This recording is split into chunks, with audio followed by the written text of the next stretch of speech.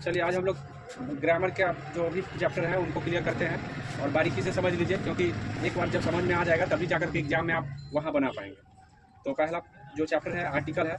जैसा कि मैं आर्टिकल के विषय में कुछ बता दूं कि आर्टिकल शॉर्टली रूप से कहा जाए तो ये दो प्रकार के होते हैं। एक इंडिफिनिट आर्टिकल होता है और एक डिफिनिट आर्टिकल होता है। इंडिफिनिट आर्टिकल की बात कर ले तो ए और एन होता है, वही इंडिफिनिट और डिफिनिट आर्टिकल की बात कर ले तो द होता है। ये ऑलरेडी आप लोगों को पहले से भी पता होगा, क्योंकि ऑलरेडी आप पढ़ चुके हैं। तो ये चीज़ आपको ध्यान रखना है। दूसरी बात है कि इस आर्टिकल का जो प्रयोग है हमेशा सिंगुलर काउंटेबल नाउन के साथ जो गिनने वाला हो और जो सिंगुलर हो, अर्थात सबसे फर्स्ट प्रायोरिटी ये है कि अगर प्लूरल होगा तो वहाँ पे नहीं करते हैं, अगर वो सिंगुलर नहीं हो प्लूरल हो तो वहाँ पे नहीं करते हैं। अर्थात नहीं करते हैं वहाँ ध्यान रखना है, करते हैं वो ध्यान रखना है। तो ये जो इंडिफिनिट आर्टिकल है इसका प्रयोग हम वहाँ करेंगे जहाँ गिना जा सके और जो एक हो, अर्थात एक होने का मतलब है कि, और दूसरी बात है कि प्रॉपर नाउन के साथ कभी नहीं करते हैं। ये बात भी ध्यान रखना है कि प्रॉपर नाउन के साथ हम कभी भी कोई आर्टिकल का प्रयोग नहीं करते हैं, तो वो चाहे सिंगुलर हो प्लूरल हो, इससे कोई मतलब नहीं। तो इस तरह से आपको ये सारी चीज़ें हैं जो आर्टिकल के विषय में ध्यान रखना है। ऐसे हम जो रूल्स क्वेश्चन के अकॉर्डिंग बताएंगे उस बात को तो आप 100% ध्यान कर लीजिएगा ताकि आप बना पाएंगे। चलिए हम सेट प्रैक्टिस मतलब प्रैक्टिस से हम करते हैं। ये जो दिख रहा है पहला जो प्रश्न, ये पहला प्रश्न आप देख रहे होंगे, यहाँ लिखा है bring dash inkpot for me. अब यहाँ पे इंक पोर्ट है, एक होता है इंक और एक होता है इंक पोर्ट, तो ये दोनों में अंतर है, इस बात को ध्यान कर लीजिए। इंक रहेगा तो उसके साथ आर्टिकल नहीं लगाएंगे, इंक पोर्ट रहेगा, इंक पोर्ट रहेगा तो उसके साथ आर्टिकल लगेगा। ये दोनों में कंफ्यूज होते रहते हैं बच्चे। इंक जो है ना अनकंटेबल है, अनकंटेबल, जबकि जो इंक पोर्ट है वो कंटेबल है। इंक पोर्ट का मतलब दावात होता है, दावात को हम सीसी को जो हम काउंट कर लेते हैं, इसीलिए इसके साथ हमको आर्टिकल लगाना जरूरी है। तो 100% डी का ऑप्शन तो होगा नहीं। अब जब डी ऑप्शन नहीं होंगे और दूसरी बात है सिंगुलर कंटेबल है, तो कंटेबल है तो उसके साथ ए और एन का ही प्रयोग होता है। तो इंक पोर्ट को अगर लिखिएगा तो इंक ऐसे लिखाता है इंक पोर्ट, तो देखिए अ के अक्षरों से जो भी लिखाएगा उसके पहले एन लगाते हैं। तो इस बात को ध्यान रखना है कि जो भी अ ए के अक्षरों से अर्थात स्वर हिंदी के जो भी स्वर हैं उनसे शुरू होगा तो उसके पहले हमको एन लगाना है, अन्यथा ए लगाना पड़ता है। क्या लगाते ए? तो इस तरह से आपको ध्यान रखना है कि हम कहाँ ए लगाएंगे कहाँ एन लगाएंगे। तो यहाँ पे एन सही आंसर होगा, इस बात को ध्यान रखना है। आइए हम चलते हैं दूसरे प्रश्न की ओर। 2 नंबर प्रश्न क्या कह रहा है देख लीजिए। 2 नंबर प्रश्न जो है बोला है this is dash best book. अब यहाँ पे देखिए जैसे ही आपको ऑफ दिख जाए कुछ भी नहीं सोचना है, ऑफ के पहले नाम होगा, नाम के बाद एडजेक्टिव होगा, चाहे नाम ही होगा तब भी आपको द लगाना है, चाहे एडजेक्टिव आ जाए तो उसके बाद द लगाना है। तो यहाँ पे आपको ध्यान रखना है द लगेगा क्योंकि आगे ऑफ आया हुआ है और एक स्ट्रक्चर होता है noun plus of plus noun के फॉर्मेट में, यहाँ पे द 100% लगते हैं, ये ध्यान रखेंगे। ज़्यादातर लगते हैं, कभी कभी ए एन लग जाता है, लेकिन ज़्यादातर आपको लगता है ए नंबर ऑफ का प्रयोग शायद ही प्रयोग होते हैं, नहीं तो ज़्यादातर आपको द लगता है, इसलिए ध्यान रखिएगा कि द का प्रयोग यहाँ पे होगा। तो द कैसे लगेगा? तो मैंने बताया कि ऑफ आएगा, ऑफ के पहले नाउन जरूर आता है, इधर भी नाउन जरूर आता है, इसीलिए इस नाउन के बाद जो हमको द, हाँ इस नाउन के पहले द लग भी सकता है, नहीं लग सकता है, नाउन के ऊपर डिपेंड करेगा। तो इतना बात आपको ध्यान रखना पड़ेगा। आइए समझते हैं हम तीसरा को। तीसरा को करें I hope to be dash engineer. अब यहाँ पे इंजीनियर जो है सिंगुलर है और कंटेबल भी, हम इंजीनियर को काउंट कर सकते हैं। तो सिंपल से हम जान गए हैं कि यहाँ पे ए या एन लगेंगे ही लगेंगे। अब ए लगेगा एन लगेगा तो हम इंजीनियर को जब लिखते हैं तो ई इंजीनियर ऐसे अगर हम लिखे तो इंजीनियर लिखे तो आपको ई से शुरू हो रहा है, तो ई से शुरू हो रहा है तो सिंपली हम लगा देंगे एन। हम क्या कहें कि ए आई और अ के अक्षरों अर्थात स्वर अक्षरों से लिखा जाएगा हिंदी में, तो समझ जाइए कि उसके पहले एन लगाना। तो इस तरह से यहाँ पे एन इंजीनियर हो जाएंगे। यहाँ पे देखिए यहाँ 4 नंबर में लिखा है कि 1 evening dash beggar came to my door. अब यहाँ बिगर जो लिखा हुआ है ये बिगर भी सिंगुलर लिखा हुआ है। सिंपली सिंगुलर की पहचान कैसे होती है? तो जनरली प्लूरल वो होते हैं जिसके बाद एस लगा होता है। जनरली बात कर रहे हैं, कोई ऐसा नहीं होता, बाद बाकी ज्यादातर ऐसा ही होता है, जिसके बाद एस लगा रहता है वो प्लूरल होता है। लेकिन यहाँ तो एस लगा नहीं है तो सिंगुलर है, और जब ये सिंगुलर है तो इसके पहले आर्टिकल लगेंगे ही लगेंगे। अब ए बिगर लिखना है या एन बिगर लिखना है तो आपको बिगर जब लिखिएगा हिंदी में तो बिगर ऐसे लिखाएगा, बहुत से शुरू हुआ, आ के अक्षरों से नहीं शुरू हुआ, तो इसलिए ए बिगर होगा। याद रखेंगे, यहाँ पे हो जाएंगे, सॉरी ये 3 वाले में नहीं 4 वाले में ए बिगर हो जाएंगे, इस बातों को ध्यान रखेंगे। चलिए आइए हम 5 नंबर को ड्रो डैश मैप। तो हम क्या बोले हैं ऑफ आएगा तो आपको कुछ भी नहीं सोचना है, सिंपली पहले नाउन आएगा, नाउन के पहले द आएगा, यहाँ ऑफ आया हुआ है यहाँ लगा देंगे हम द। इसके बाद देखिए यहाँ पे आगे क्या कहा, have you see dash Taj Mahal. अब ये जो ताजमहल है, ताजमहल एक ऐतिहासिक बिल्डिंग है, और ऐतिहासिक बिल्डिंग जो भी होगा मतलब जो इतिहास रखता है अपने आप में, तो उस बिल्डिंग के पहले द लगेगा, इस बातों को ध्यान रखेंगे। या ऐतिहासिक प्लेस हो, ऐतिहासिक जगह हो, ऐतिहासिक बिल्डिंग हो, ऐतिहासिक इवेंट हो, उसके पहले द लगते हैं। क्यों? क्योंकि वो ऐतिहासिक एक खास होता है और खास होने के कारण यहाँ पे द लगेंगे, इस बातों को ध्यान रखेंगे। ये यहाँ पे आ जाएगा द। तो ऐसे ये ध्यान रखना है। Allahabad dash holy city. अब यहाँ पे जो सिटी है, सिटी नाम है, सिटी सिंगुलर है तो 100% ए या एन में से कुछ ना कुछ लगेगा। अब यहाँ सिटी के पहले खाली नहीं किया है, बल्कि उसके पहले जो दिया है वो एडजेक्टिव है, तो एडजेक्टिव के पहले हम लगाएंगे। अब हम सिटी को नहीं देखेंगे बल्कि हॉली को देखेंगे। तो हॉली जो लिखते हैं, हॉली ऐसे लिखा जाता है, तो ह से शुरू हो रहा है इसलिए ए लगेगा, क्योंकि हम बोले हैं अ और ए के अक्षरों से जो शुरू होंगे उनके पहले एन लगाना है, अन्यथा सभी के साथ ए लगाना है। तो यहाँ पे ए हॉली सिटी हो जाएंगे। बोला ही इज डैश पोस्टमैन। यहाँ पोस्टमैन को देखें तो पोस्टमैन भी सिंगुलर है, और सिंगुलर है तो सिंपल भाषा में पोस्टमैन अगर आप लिखते हैं तो देखिए प से शुरू हो रहा है तो ए लगेगा। जनरली ये अ के अक्षरों से नहीं शुरू हो रहा है बल्कि अन्य अक्षर से शुरू हो रहा है, अर्थात कॉन्सोनेंट वॉवेल से शुरू हो रहे हैं, व्यंजन से, तो व्यंजन से शुरू होने वाले के पहले हम ए लगाते हैं। यहाँ अमेरिका इज रिचेस्ट कंट्री। अब यहाँ पे देख लीजिए ये रिचेस्ट लिखा हुआ है, तो जहाँ तक EST लगा रहता है वो सुपरलेटिव डिग्री में होता है। वो शब्द जो होते हैं सुपरलेटिव डिग्री में होते हैं। जो भी सुपरलेटिव डिग्री होगा, सुपरलेटिव डिग्री होगा, उसके पहले द लगाना है। इस बात को ध्यान रखिएगा। मतलब एडजेक्टिव जो है ना 3 डिग्रियां होती है, जिसमें से सबसे ऊपर की डिग्री जो होता है सुपरलेटिव डिग्री होता है, और सुपरलेटिव डिग्री जैसे ही आए उसके पहले हमको द लगाना है।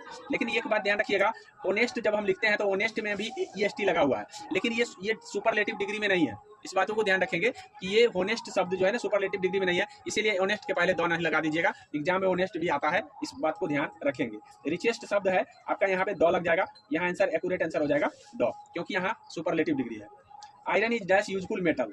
अब यहाँ पे देखिए मेटल जो है, मेटल शब्द जो है ना, आपको ये ध्यान रखना है, मेटल सिंगुलर है, सिंगुलर है तो स्वाभाविक है कि हमको यूजफुल को लिख के देखना है। जैसे ही यू ज तो क्या चीज से शुरू हो रहा है, ये क्या आ के और ये के अक्षर से नहीं शुरू हो रहे हैं, तो सिंपली हम लगा देंगे यहाँ पे ए, क्योंकि ये य से शुरू हो रहा है। अब य से शुरू होने वाले ए लगेंगे, इस बातों को ध्यान रखेंगे। तो हम लिख के देखेंगे और इस तरह से पहचान लेंगे। आइए यहाँ देखिए ब्यूटीफुल सीनरी लिखा हुआ है। अब ब्यूटीफुल सीनरी, तो जब ब्यूटीफुल को लिखिएगा तो आप उसी तरीके से लिख के देख लीजिएगा, ये हो जाएगा। उसी तरीके से यहाँ पे देखिए, यहाँ पे है horse race.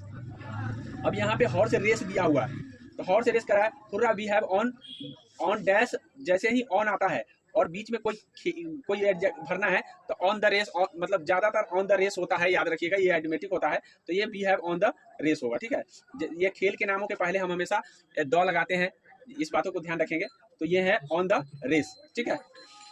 We have on the match होगा, we have on the race होगा, इस बातों को ध्यान, खेल के नामों के पहले नहीं, बल्कि मैच जो होता है, याद रखिएगा ये खेल से संबंधित है, बट कोई मैच नहीं होता है। मैच तो आपको किसी भी तरीके से हो सकता है, तो इसलिए इस तरह से ध्यान रखेंगे, मैच और रेस के पहले द लगते हैं। अन्यथा क्रिकेट के पहले कोई आर्टिकल नहीं लगेंगे, क्योंकि वो एक प्रॉपर नाउन हो जाता है।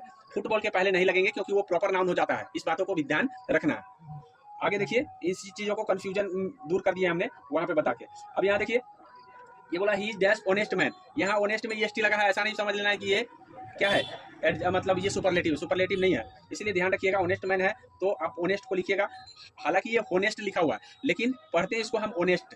इस बातों को ध्यान रखें। तो लिखा था किसे, अ के अक्षरों से या ए के अक्षरों से, तो एन ऑनेस्ट हो जाएगा। इस बातों को ध्यान रखें, उच्चारण भी मायने रखेगा आपके आर्टिकल में।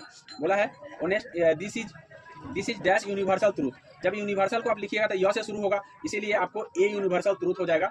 और honest man always speak dash, तो स्पीक द ट्रूथ एक आइटम होता है, याद रखिएगा। स्पीक द ट्रूथ हमेशा एक जगह यूज होने वाले शब्द हैं, इसीलिए द यहाँ हमेशा लगते हैं, इस बातों को ध्यान रखेंगे। यहाँ द लग जाएगा। और मुंबई इज डैश मैनचेस्टर, हम ऑफ बोले हैं कि ऑफ आएगा तो उससे पहले नाम आएगा, और नाम से पहले क्या आएगा, द। ऐसा हम कई बार बता चुके हैं, आशा करते हैं इसको याद भी आप कर लिए होंगे, और ऐसे प्रश्न आएंगे तो आप हल भी अच्छे से कर लेंगे। तो इस तरह से हमने आर्टिकल चैप्टर आपको बता दिया है, जो एक शॉर्ट फॉर्म में गेसिंग क्वेश्चन है, और ये गेसिंग क्वेश्चन हमको हल करने में हमें मदद करता है। अब हम आपको बताएंगे प्रीपोजिशन को। प्रीपोजिशन में हमें और भी चीजें याद रखने होंगे इसके अलावा, हालांकि हम इसके अलावा भी कुछ लिखाएंगे, लेकिन पहले हम आपको बता दे रहे हैं कि कैसे हम प्रीपोजिशन को भरते हैं। प्रीपोजिशन को भरने के लिए सबसे पहले आपको ये ध्यान रखना है कि कौन से वर्ड है जो फिक्स प्रीपोजिशन लेते हैं। जैसे यहाँ इरिडिकेट है, तो इरिडिकेट हमेशा फ्रॉम लेता है, इस बातों को ध्यान रखिएगा। इरिडिकेट जहां भी वर्ड होगा मिटाने के संबंध में आता है, तो यहाँ फ्रॉम यूज होता है। वर्ड याद कर लीजिए, इरिडिकेट जहां भी होगा वहां फ्रॉम होगा। आप इसको लिख के याद कीजिए, चाहे जैसे ये वीडियो फॉर्मेट में आपको हमेशा रहेगा, हमेशा आप रिवाइज कर सकते हैं। और टाइड के साथ हमेशा ऑफ लगता है, इस बातों को ध्यान रखिएगा। टाइड जहां भी होगा वो आपको प्रीपोजिशन के फॉर्मेट भरना होगा, तो वहां पे ऑफ भरना है।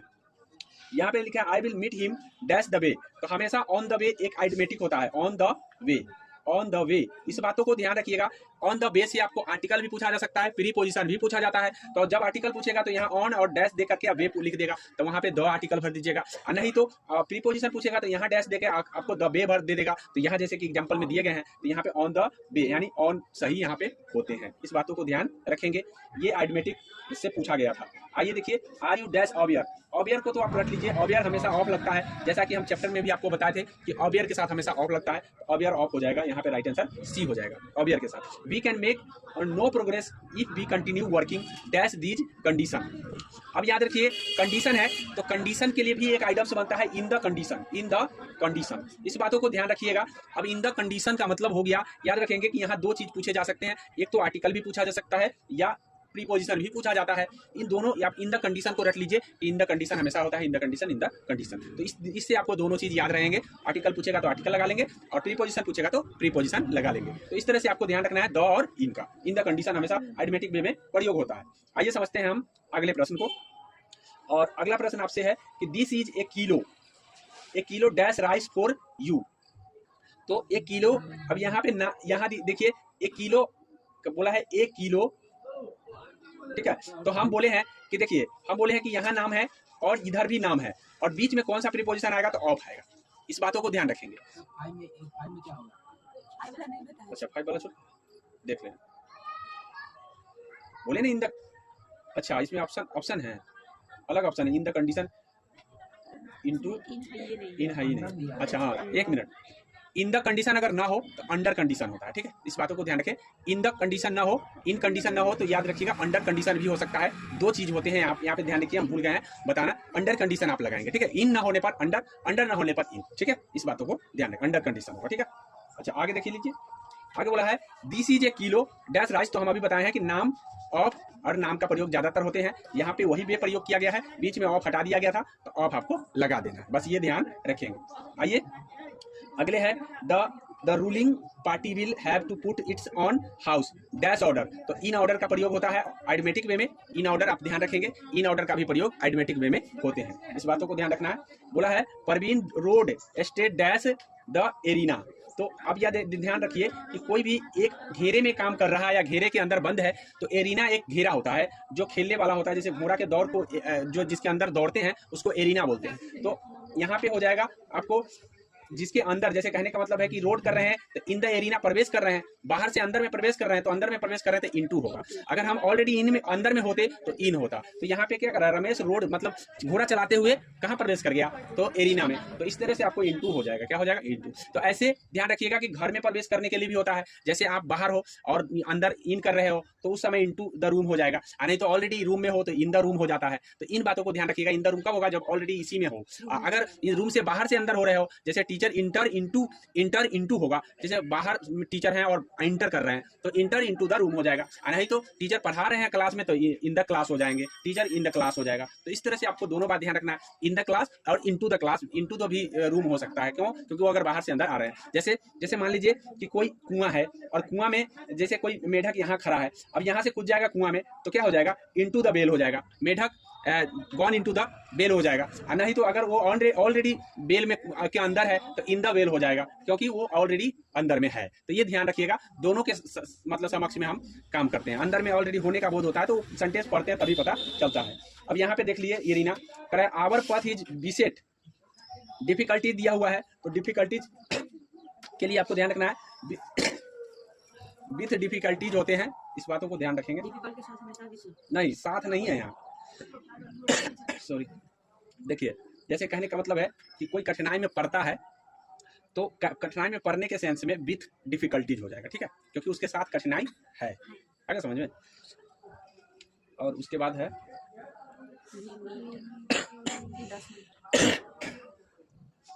क्या नंबर होगा 10।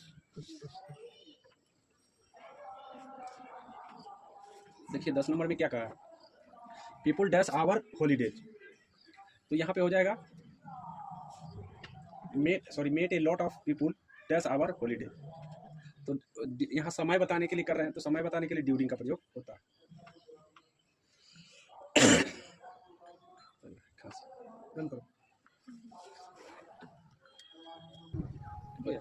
चलिए तो देखिए 10 नंबर आपका हो गया है, ये समय के लिए यूज किया गया है। अर्थात we made a lot of people dash our holidays, तो ड्यूरिंग आवर हॉलीडेज याद रखिएगा, समय के लिए ड्यूरिंग का प्रयोग करते हैं। बोला है he is attentive dash is duty, तो अटेंटिव के साथ हमेशा टू प्रीपोजिशन लगता है, इस बातों को ध्यान रखिएगा। अटेंटिव टू होता है किसी की ओर ध्यान देना। उसके बाद है introduce, he introduce dash me his relative, तो याद रखिएगा इंट्रोड्यूस भी टू लेता है, अटेंटिव भी टू लेता है और इंट्रोड्यूस भी टू लेता है, इस बातों को ध्यान रखेंगे। डिपेंड हमेशा ऑन लेता है, इस बातों को ध्यान रखिएगा। डिपेंड के साथ हमेशा ऑन लगता है, बिना कुछ सोचे समय डिपेंड के साथ ऑन लगा दीजिएगा। अब बॉट के साथ जो है आपको बॉट के साथ तो बहुत सारे प्रीपोजिशन लगते हैं, लेकिन मैं यहाँ पे बता दे रहा हूँ बॉट ऑफ होगा। बॉट ऑफ किस सेंस में होगा, जैसे बॉट ऑफ का मतलब होता है लालन पालन करना, ब्रिंग का बॉट बनाया गया, ब्रिंग, ठीक है। ब्रिंग अप का मतलब होता है पालन पोषण करना, सिंपल भाषा में। तो अब हमको कैसे पता चला कि ये पालन पोषण की बात कर रहा है, तो यहाँ देखिए he was bought up by his aunt, मतलब उसके आंट के द्वारा लालन पालन किया गया। क्यों? आफ्टर हिज फादर और मदर डेथ, मतलब मदर मर गई, इसके कारण तो लालन पालन के लिए किया होगा, इससे पता चलता है। आगे समझ में, तो यहाँ बॉट अप का प्रयोग होता है। हालांकि ब्रिंग के साथ और भी प्रीपोजिशन लगते हैं, मैं उनको एक साथ लिखाऊंगा, मतलब 10 वर्ड ऐसे हैं 20 जो आपको कई प्रीपोजिशन लगाए जाते हैं, उनको हम एक साथ लिखा करके बताएंगे। अभी नहीं, अभी हम सेट बता रहे हैं तो आपको बता दिए इतना। आगे देखिए यहाँ पे क्या बोला गया, द मैन केम डैश मी यहाँ पे बोला है। तो यहाँ पे जो है मैन किस सेंस में, केम के साथ जो है ना टू का प्रयोग होता है, लेकिन टूवर्ड अगर रहे तो टूवर्ड का प्रयोग होता है, ठीक है। टूवर्ड का मतलब होता है मेरे ओर आना, और टू मी का मतलब होता है मेरे पास आना, इस बातों को ध्यान रखिए। कोई चल के आ रहा है तो टूवर्ड होगा, अगर मेरे पास आ गया हुआ है तो टू होता है, दोनों आपको याद रखना है। जैसे कोई मेरे घर आया है तो ही कम टू मी हो गया, ठीक है, मेरे पास मेरे घर आया। अगर वो मान लो मेरे ओर आ रहा है, मतलब अभी आ रहा है, तो टूवर्ड मी हो जाएगा। तो इस तरह से ध्यान, या मेरे तरफ बढ़ रहा है, तो जैसे कहने का मतलब है कि कोई डेवलप कर रहा है, तो मैं मेरे तरह डेवलप कर रहा है, तो उस सेंस में टूवर्ड मी का प्रयोग होता है। तो इन दोनों को याद रखेंगे, यहाँ पे टूवर्ड होगा क्योंकि यहाँ पे उसी सेंस में प्रयोग किया गया था। ऑप्शन भी टूवर्ड ही खाली दिया हुआ है। आगे देखिए ही वेंट डैश कॉलेज, ठीक है, तो गो के साथ हमेशा टू लगता है। आप तो पढ़े हुए, go to school, go to Delhi, go to Mumbai, आप पढ़े हैं। तो गो, ये वेंट जो है ना, गो का ही वर्ब रूप है, दूसरा रूप है, तो इस तरह से आप टू लगाएंगे। क्या लगाएंगे? टू। सिंपली इस बात को तो सभी जानते होंगे। The dog is lying on the floor dash the table, तो अभी देखिए, अभी यहाँ पे जो दिया गया है, क्या कर रहा है, लाइन कर रहा है। लाइन करने का मतलब है कि लेटा हुआ है। अब लेटा हुआ है तो क्या है, डैश द टेबल, तो टेबल के नीचे लेटा हुआ है या टेबल पर लेटा हुआ है। तो टेबल पर तो लेटा नहीं होगा, वो अंडर में ही लेटा होगा। जब भी लेटा होगा तो टेबल के ऊपर नहीं बल्कि अंडर द टेबल हो जाएगा, ठीक है। अंडर द टेबल मतलब टेबल के नीचे लेटा हुआ है। ऑन द टेबल कब होता है, जब आगे हमको ये पता चलता कि हाँ ऊपर रखा हुआ है कोई चीज, तो ऊपर रखने के सेंस में ऑन का भी प्रयोग हो जाता है। ऑन द टेबल का भी प्रयोग कर सकते हैं। तो सोने का काम जनरली कोई भी डॉग होता है या बिल्ली होती है, ज्यादातर टेबल के नीचे ही जाकर सोता है, तो इसलिए इस सेंस में हमको under the table accurate answer मान लिया गया है और हम भी मानेंगे, इस बातों को ध्यान रखेंगे। आइए देखिए, बोला है there is a bridge dash the river, तो एक क्रॉस द रिवर हो जाएगा। देखिए ब्रिज जो कोई भी रिवर का बनता है तो आर पार बनता है, कोई भी आर पार करने के लिए क्रॉस का प्रयोग करते हैं, इस बातों को ध्यान रखें। क्रॉस द रिवर हो जाएगा यहाँ पे right answer. Who is the person dash is picture, ठीक है। यहाँ पे बोला गया है कि इस पिक्चर में कौन व्यक्ति है, तो पिक्चर के कैसे में पिक्चर बनता है, तो उसके चारों तरफ से मतलब डायग्राम होता है, बीच में आदमी होता है। तो जब भी कोई बीच में होने का सेंस होता है तो उस परिस्थिति में इन होता है। क्या होता है? इन, हम बता चुके हैं इन होता है। तो क्लियरली है इन द पिक्चर हो जाएगा। क्या हो जाएगा? इन द पिक्चर हो जाएगा। यहाँ पे डी हो जाएंगे। ही एग्री के साथ दो प्रीपोजिशन लगते हैं, एक तो विथ लगता है और एक लगता है टू, ठीक है। एग्री टू और एग्री विथ, तो यहाँ पे क्या लगाया हुआ है देख लीजिए, यहाँ पे एग्री टू लगा हुआ है। अब यहाँ एग्री टू है तो क्या कोई व्यक्ति का नाम है? नहीं, व्यक्ति के प्रपोजल है, मतलब किसी व्यक्ति के विचारों से सहमत होना टू लगता है और किसी व्यक्ति से सहमत होना विथ लगता है। यहीं पे अगर हम सीधे हर लिख देते, इसको काट देते, तो यहाँ पे विथ हो जाता। क्या हो जाता? विथ। लेकिन यहाँ पे अगर प्रपोजल लिख दिए तो इसका मतलब व्यक्ति के विचारों उसके प्रपोजल से सहमत है, ऐसी परिस्थिति में यहाँ टू सही हो गया। तो दोनों बात आपको याद रखना है, और ये एग्जामिनर को काफी भाता है, अर्थात ये ज्यादातर पूछते हैं, इसीलिए ध्यान रखेंगे ये क्वेश्चन को। The aeroplane flew dash our town, तो एरोप्लेन जो होता है उड़ने के सेंस में याद रखिएगा ओवर ही लगता है, क्योंकि एरोप्लेन हमेशा हमारे माथा से ऊपर ही सट के नहीं उड़ता है, बल्कि माथा से ऊपर ही होता है, और माथा से ऊपर होने के लिए ओवर का प्रयोग हम करते हैं, इस बातों को ध्यान रखेंगे। यहाँ देखिए बोला he was kept waiting dash 9 PM, तो यहाँ पे देखिए जब भी दो चीजों का प्रयोग होगा, एक तो फिक्स टाइम के लिए एट का प्रयोग होता है, और अगर हम टाइमिंग फिक्स कर रहे हैं तो वहाँ टील का भी प्रयोग हो जाता है, ठीक है। तो वेटिंग के साथ हमेशा ज्यादातर टील का ही प्रयोग देखने को नजर आता है। यहाँ पे हो जाएगा टील हो जाएगा। कौन सा हो जाएगा? टील। और यहाँ पे देखिए अगला प्रश्न क्या है, the teacher was satisfied, satisfied के साथ हमेशा विथ लगता है, बिना सोचे समझे विथ लगा दीजिए, सेटिस्फाइड विथ होता है। और now he has broken dash her, तो ब्रोक के साथ जो है आपको ध्यान रखना है, ब्रोक ये ब्रोकन का ब्रेक का ब्रोक बनाया है, ब्रेक, ठीक है। तो ब्रेकअप सुने होंगे आप, ठीक है, ब्रेकअप, ठीक है। और ब्रेक बीथ भी होता है, ब्रेक बीथ भी होता है, ध्यान रखिएगा। तो ब्रेकअप का मतलब है रिश्ता खराब हो जाना, और ब्रेक बीथ का मतलब होता है समझौता हो जाना, ठीक है। तो दोनों सेंस में प्रयोग होते हैं। आगे अगर सेंस दिया रहता कि हाँ मतलब रिश्ता खराब होने की बात कहा रहता तो ब्रेकअप हो जाता, और नहीं तो ब्रेक, यहाँ ब्रेक बीथ का सही प्रयोग होगा। आगे समझ में, तो आशा करते हैं इस बातों को समझे होंगे। ऐसे प्रश्न आपके एग्जाम में पूछे गए हैं, और ये सारे के सारे पूछे हुए प्रश्न हैं। तो इनसे रिलेटेड और भी प्रीपोजिशन है जो हम आपको पढ़ाएंगे भी, अभी इससे क्लियर नहीं हुआ, लेकिन इतना बात आपको सेंस में होना चाहिए कि हम इसी तरीके से ऐसे ही प्रीपोजिशन को पढ़ ले ताकि एग्जाम में आ जाए। तो चलिए अगले दिन हम अगले करेक्ट वर्ब के साथ बताएंगे।